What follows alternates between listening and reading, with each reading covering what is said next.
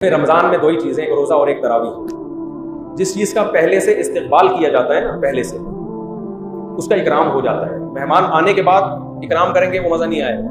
तो रमज़ान में दो काम कर ले, रोज़े तो रखने ही है, वो तो फ़र्ज़ रोज़े हैं। दूसरा काम ये करना है कि तरावी में एक भी तरावी में आपने सुस्ती कर ली ना, तो बस फिर पूरा रमज़ान तरावी आपसे बोलो गई। शुरू से इस बात का एहतमाम करना है भाई, वॉशरूम से, क़ज़ाए हाजत से, खाने पीने से, ईशा की नमाज से आधा घंटा पहले फारिग हो जाए आप। समझ रहे कि नहीं समझ रहे? और पहले से मस्जिद में सफ पे आके जगह घेर लें। तरावी जो पहली सफ में पढ़ने का मजा है वो आठवीं सफ में गरीबी वाले लोग चल रहे होते हैं, जो ट्राई करने के लिए पढ़ रहे, कोई काम वाम नहीं है, चलो बैठ जाते हैं, रुकू में जाएगा तो बैठ जाएंगे, लंबी हो गई तो छोड़ो यार, ठीक है ना। ये ट्राई कर रहे होते हैं कि चलो अब वैसे भी यार अब तरावी हो रही है, टीवी के सामने बैठना, वो सारे ड्रामे फिल्में देख लिए, सारे वो खत्म भी हो गए। अब कुछ लोग पीछे गरीबी में बैठे हुए होते हैं ना, गपशप लगा रहे होते हैं, और रुकू में जाता है इमाम, आके शामिल हो जाते हैं। तरावी तो ये भी पढ़ लेते हैं, सवाब इनको भी मिल जाता है, लेकिन जो रूहानियत हासिल होनी चाहिए वो हासिल नहीं। तो तरावी प्रॉपर तरीका यही है, मगरिब के बाद घर जाके फौरन ईशा की तैयारी करें। अच्छा, एक काम ये भी करें, इफ्तारी में मीठा ज्यादा ना खाएं, वरना तरावी नहीं पड़ी जाती।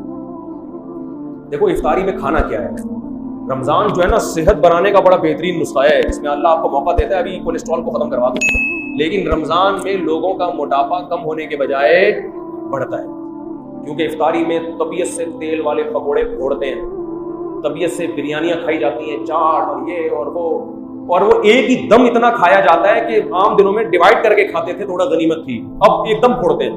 तो सेहत बनने के बजाय बिगड़ते, और रमजान में मौतें भी होती हैं।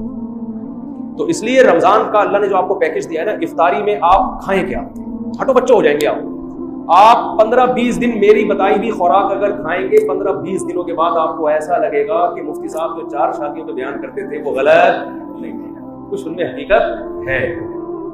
वो बातें आपको जो भी बुरी लगती है ना, वो अच्छी लगना बोलो शुरू, जवान हो जाएंगे आप। एक काम आपने ये करना है कि ऑयल को सहरी इफ्तारी से निकालना, कुकिंग ऑयल। क्या करना है, बोलते क्यों नहीं? ऑयल को निकाल दो। जैतून का तेल 1-2 चम्मच इस्तेमाल कर लें आप, समझते हो? देसी घी भी नहीं, घी भी छोड़ दें फिलहाल थोड़े दिनों। देसी घी वैसे अच्छी चीज है, लेकिन छोड़ दें फिलहाल। दुनिया छोड़ने से पहले बेहतर है कि आप हर किस्म का घी, वो जैतून का तेल 2-3 चमचे पी लिया जाए 24 घंटे में। दूसरा काम आपने ये करना है कि रोटी चावल को कम करें, गंदुम को भी, और बोलो ना सहरी में गंदुम बहुत ज्यादा फोड़नी है और ना इफ्तारी में, ना रात को किसी, गंदुम भी और चावल भी। समझते हो कि नहीं समझते हो? ज्यादा जो आपने फोकस करना है ना वो खजूर बहुत पावरफुल चीज है, पेट नहीं भरता उससे, मगर जो काम रोटी करती है ना और जो एनर्जी चाहिए वो खजूर से हमें ज्यादा मिलती है। हमारे यहाँ इफ्तारी में खजूर के साथ इतनी ज्यादती होती है कि एक खजूर की सुन्नत समझ के रोजा इफ्तार किया और फिर डायरेक्ट आ गए बिरयानी पे, कोल्ड ड्रिंक पे। अबे ये पेट भर के खाओ यार, तबीयत से खाओ, इस वक्त हजम भी होगी, जुज़्वे बदन भी बनेगी। आम तौर पे खजूर आसान नहीं होती हजम करना, खजूर आसानी से भी कितना कुछ खाया हुआ होता है, खजूर के लिए मेरा तैयार ही नहीं होता। इफ्तारी में आप तजर्बा करके देख ले, जितनी भी खजूरें खा ले आपका पेट खराब नहीं होगा। तो ज्यादा खाएं खजूरें। और ये कोल्ड ड्रिंक को एक तरफ रखें आप। अगर आप अव्वल तो शरबत, मैं तो कभी भी इफ्तारी में शरबत नहीं पीता, क्योंकि इफ्तारी में तजर्बा है कि शरबत अगर आपने पी लिया या पेट भर के रोटी खा ली तो मगरिब पड़ते ही आप टोन हो जाते हो, किसी काम के तरावी के काबिल तो आप रहोगे। मैं हूं सुन्नी टंटनाटन वाला हिसाब, मैं हूं कादरी सुन्नी टंटनाटन वाला हिसाब करता है।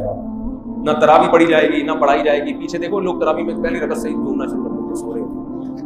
ये वो लोग हैं जिन्होंने इफ्तारी में रोटी पेट भर के खाई होती है, चावल पेट भर के। अगर ये चावल या रोटी से पेट ना भरते, खजूरें खाते या और कोई चीज खा लेते, मकई खा लेते, लोबिया की चाट खा लेते, लोबिया खाए उसकी चाट बना के मजे की भी होती है, सफेद चने भी खा लें वो भी ठीक है। कार्बोहाइड्रेट जो है ना वो कम होना चाहिए। कार्ब वाली चीजें क्या होनी चाहिए?